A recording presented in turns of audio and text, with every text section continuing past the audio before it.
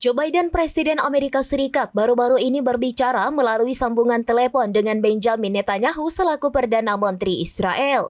Dalam sambungan telepon yang terjadi pada Minggu 12 Januari 2025, keduanya membahas kemajuan negosiasi gencatan senjata di Gaza, dikutip dari Al Jazeera dan Times of Israel.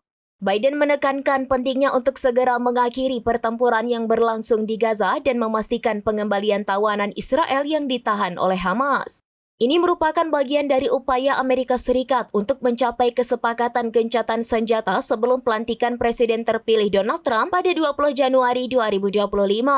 Beberapa hari terakhir pembicaraan yang dimediasi oleh Amerika Serikat, Mesir, dan Qatar menunjukkan kemajuan.